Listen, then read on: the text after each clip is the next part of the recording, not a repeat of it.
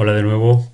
En este vídeo vamos a ir un paso más allá de las amenazas y vamos a ver las formas que hay de defendernos de las amenazas, ¿vale? Entonces, lo último que vimos en el vídeo anterior es que todas las líneas actuales de investigación tienden a hacer que todo el tráfico de una red, tanto el que entra como el que sale de la red, pase por un solo punto, ¿vale? Un único punto de tráfico entrante y saliente, de tal forma que se pueda obligar a pasar por ciertos filtros, ¿vale? Esto es lo que se conoce como un cortafuegos o firewall, ¿vale? De tal forma que todos los esfuerzos de seguridad se centren en analizar lo que pasa por ese punto, ¿vale? Esto es análogo a cuando se tiene que defender pues una plaza. Si tiene 17 salidas es mucho más difícil que si tiene solo una salida y entrada, ¿no? Pues ahí en la salida y entrada es donde se puede concentrar toda la defensa.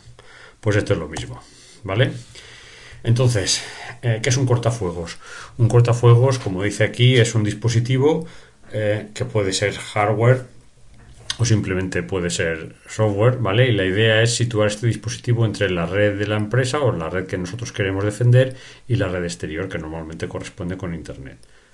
Y la idea es analizar todos los paquetes que transitan entre ambas redes, ¿vale? De tal forma que podamos analizar cada uno de los paquetes y podamos filtrar aquellos que no deben ser reenviados o que creamos que no deben o entrar o salir de acuerdo con un criterio determinado de antemano, ¿vale? Que serían las reglas que van a filtrar el tráfico en el cortafuegos, ¿de acuerdo? Entonces hay que tener en cuenta que para que un cortafuegos no se convierta en cuello de botella de la red, ¿vale? Resulta que este cortafuegos, claro, tiene que procesar los paquetes a una velocidad mucho más alta o en general más alta que la que procesa el router, ¿de acuerdo? Si no, estaríamos añadiendo un retardo al tráfico de nuestra red.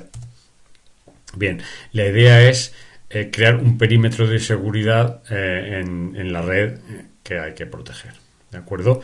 Y por tanto el diseño del cortafuegos tiene que estar basado en los servicios que vamos a prestar o en los servicios que se necesitan, tanto privados como públicos. Es decir, si nosotros vamos a querer tráfico de FTP, pues entonces obviamente tenemos que permitir entrar y salir a los paquetes que sean de FTP, etcétera, etcétera, ¿de acuerdo?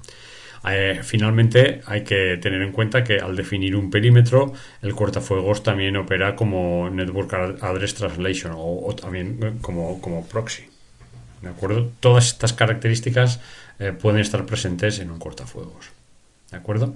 Bien, si atendemos al tipo de filtrados que hacen, podemos dividir o clasificar al filtrado en, digamos, cortafuegos a nivel de red, porque lo que filtramos son direcciones IP y la interfaz por la que llega o la que sale, ¿vale? De esto haremos una práctica, o digamos que la práctica 4 se basa en esto, en gestionar un router, pues tener ahí unas tablas y ver de dónde a dónde podemos enviar y por dónde, o digamos qué tráfico según la IP y según por dónde nos venga, pues lo vamos a filtrar o no. Podemos hacerlo a nivel de transporte, es decir, mirar qué puertos o a qué puertos va destinados esos paquetes y filtrarlos o no, o finalmente a qué aplicación van los paquetes y filtrarlos o no según en función de o en función de la aplicación donde vayan, ¿de acuerdo? ¿Vale? Es decir, dejamos pasar aquellos paquetes para que vayan dirigidos a aplicaciones permitidas y no dejamos pasar aquellos que vayan a aplicaciones que no queremos. Bien, como dice aquí, la inspección, otro tipo de clasificación serían los cortafuegos, lo que se denomina stateful, que lo que hace es que inspeccionar el estado. La inspección de estado es la inspección de los paquetes según el contexto, ¿vale? ¿Qué tipo de protocolo es? ¿Qué puerto es? Es decir, cuando estamos mirando más de un nivel, es lo que se conoce como el estado general, ¿vale? Es decir, los paquetes IP que vengan de esta dirección, que utilicen este protocolo y que vayan al puerto tal. Es decir, cuando estamos mezclando aquí muchas cosas, esto es lo que se conoce como stateful, perdón. ¿Vale? Bien. Al final, el cortafuegos tendrá una tabla de sesiones, ¿de acuerdo? Donde tendremos un paquete de conexión inicial, ¿vale? Que se comprobará contra las reglas y si está permitido, pues se apunta en la tabla de sesiones y todos los que tengan la misma sesión, pues pueden pasar. ¿De acuerdo? Entonces, es decir, todos los que cumplan esas mismas características de distintas capas de red, pues podrán pasar.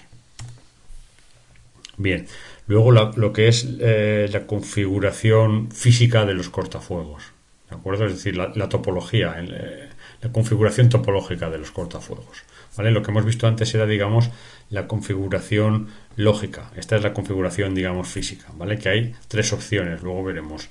Vamos a ver cada una con un ejemplo, ¿vale? En primer lugar tenemos el Screen Host Firewall, que es simplemente un router que separa la red intranet de la internet. Luego tenemos el Dual Home Gateway, que es cuando tenemos dos routers y en medio de ellos,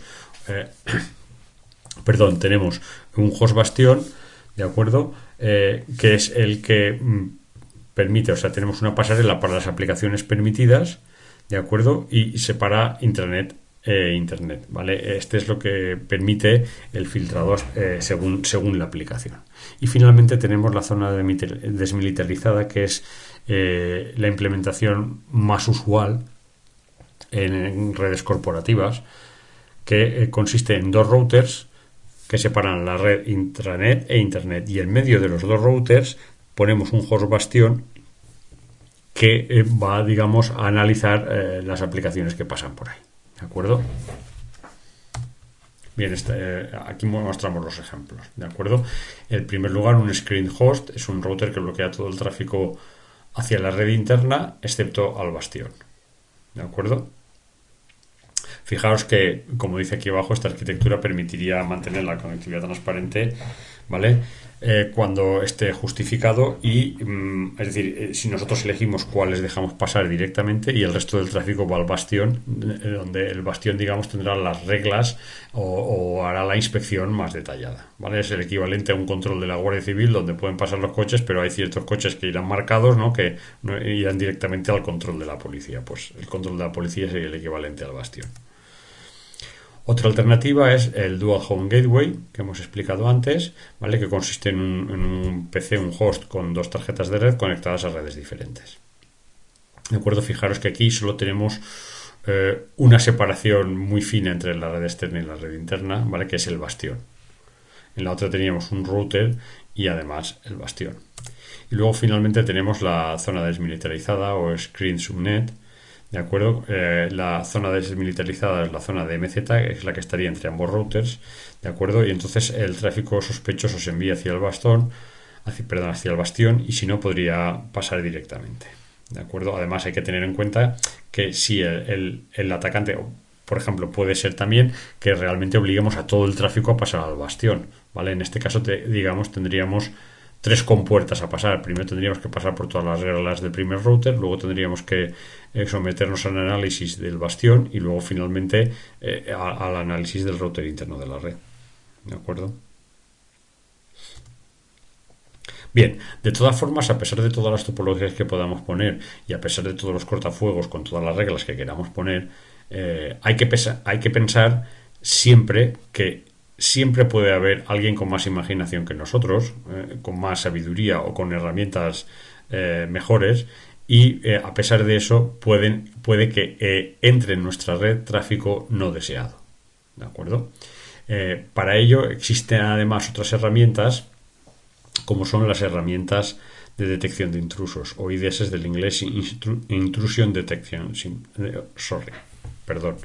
Intrusion Detection System.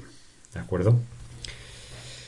Bien, entonces hay que tener en cuenta que aunque nosotros pongamos un firewall, un cortafuegos, las vulnerabilidades de los distintos sistemas operativos, protocolos, etcétera, etcétera, dentro de una red pueden ser utilizadas por la gente maliciosa, pues para realizar los ataques. Y como dice aquí, es lo que ocurre, que en muchas ocasiones el atacante enmascara el ataque en tráfico permitido. Por ejemplo, si él sabe que nosotros vamos a permitir el acceso al puerto 22.222, pues obviamente su ataque irá encapsulado en un segmento que vaya hacia ese puerto, para que cuando lo analice el firewall pues lo deje pasar porque va al puerto que toca.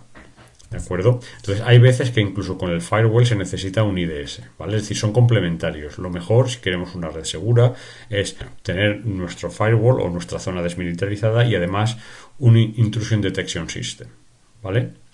Bien, como dice aquí, de las características deseables, en realidad no es que sean deseables, es que son necesarias, ¿vale? Un IDS va a estar continuamente en ejecución, analizando constantemente el tráfico que circula por dentro de la red, y además debe ser capaz de analizarse a sí mismo por si ha sido modificado por un atacante. ¿De acuerdo? Además, esto sí que es deseable, que utilice los mínimos recursos de red disponible y debe adaptarse fácilmente a los cambios de sistemas y de usuarios, ¿vale? Eso por lo que se dice que la inteligencia artificial tiene aquí un campo, vamos, ilimitado. Bien, entonces, podemos clasificar a los tipos de IDS en Network Intrusion Detection System, es decir, IDS que detectan los paquetes que circulan por la red, o sea, digamos, se fijan en lo que circula por la red, ¿vale? Y por tanto detecta los paquetes diseñados para no ser detectados por los cortafuegos, ¿vale? Y siempre, o sea, un IDS va a constar de un sensor situado en una parte de la red y en una consola. De tal forma que básicamente lo que vamos a tener va a ser un sensor que nos va reenviando, nos va retransmitiendo todos los paquetes que circulan por el segmento para que nosotros los analicemos, ¿vale?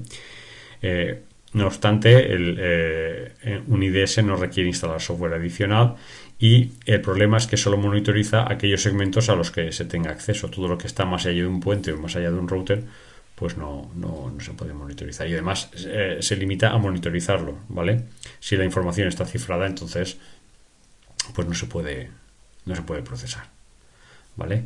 Ejemplos de este tipo de IDS, pues aquí en estas direcciones tenéis, y de hecho podéis descargaros e instalaros en Linux al menos, este tipo de herramientas, ¿vale? Snort, Suricata. De hecho, hay una práctica realizada en Suricata, ¿vale? Y bueno, quien quiera información sobre esta práctica que se puede hacer en NetInVM para aprender de cómo funciona un IDS, pues me la puede pedir y yo se la suministraré gustosamente.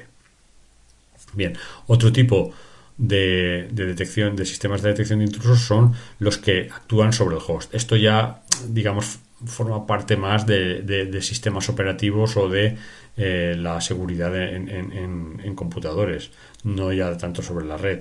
Y lo que hace es analizar el tráfico sobre un servidor. Pero esto en este IDS lo que se fija son los comandos que se han ejecutado en ese servidor, ¿de acuerdo? Pero claro, esto ya entra dentro de los sistemas operativos, ya no entra dentro del ámbito de las redes, ¿vale? Y por tanto, pues bueno, nos pillaría un poco en el límite de la asignatura. Vale.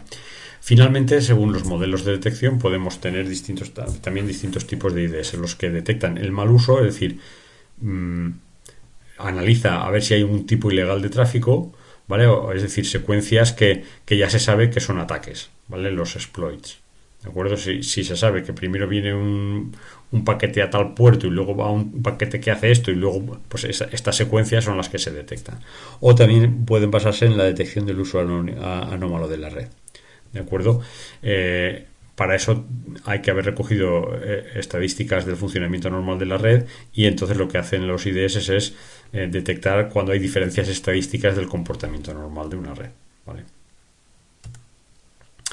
Y finalmente, otra alternativa, esto ya no sería, digamos, firewalls, sino otra cosa distinta.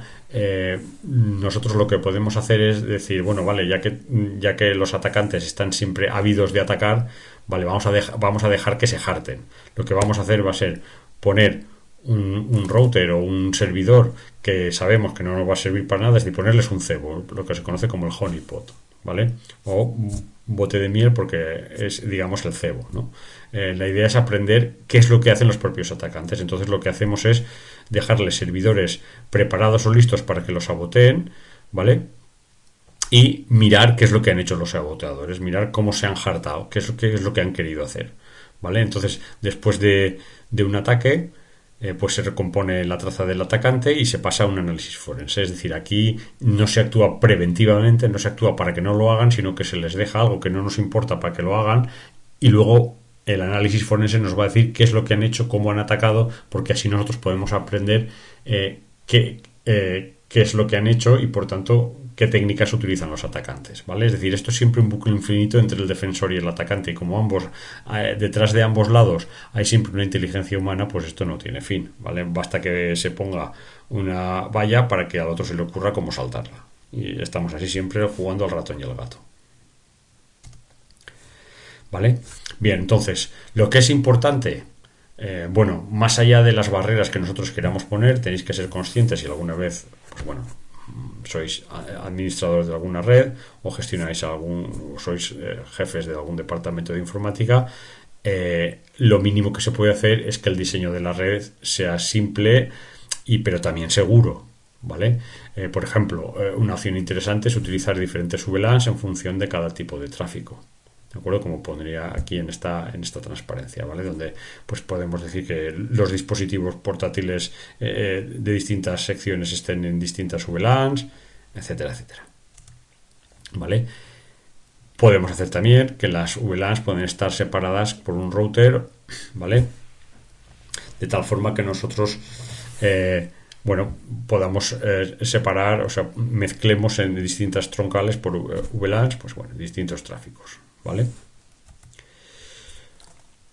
Alternativamente, una buena acción o una buena acción preventiva o una buena estrategia preventiva es obligar a que todos los equipos de la red wireless se autentiquen frente a una pasarela VPN para acceder adentro. Es decir, aquí vemos, por ejemplo, en esta transparencia, como si tenemos un access point. Bueno, a ver, realmente aquí a la derecha el enlace entre el portátil y el access point no sería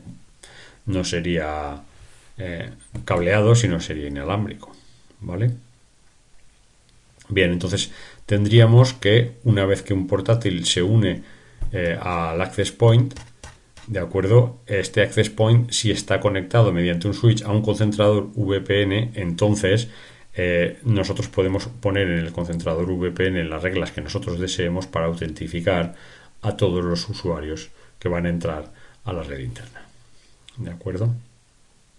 Además, por supuesto, siempre es conveniente el firewall que hemos dicho antes, pero en el caso de que además haya conexiones wireless, entonces es importante un concentrador VPN porque nos va a permitir identificar y poner reglas para identificar correctamente a los usuarios y asignarles IP, ¿vale? Es decir, a través del tunneling vamos a añadir una seguridad de que los usuarios que entran a la red interna, los usuarios wireless que entran a la red interna, tienen el acceso que tienen que tener, ¿vale?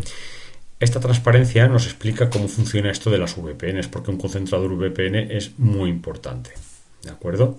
Bien, este sería un ejemplo de cómo se hace la conexión. Una vez que cualquier usuario con un dispositivo portátil se conecta al punto de acceso, este punto de acceso conectado al router de la red le va a asignar mediante DHCP una IP al ordenador portátil. Sin embargo, el ordenador portátil no va a poder acceder aún a la red interna, sino que se va a tener que autentificar en el servidor Radius. ¿De acuerdo? Bien, una vez autentificado en el servidor Radius, ¿vale? Tendrá el concentrador VPN, que en este caso tiene la dirección 10.0.0.5, es el que a su vez tiene ahí unas direcciones, un pool de direcciones de la red interna que va a poder asignar a los dispositivos que se conectan.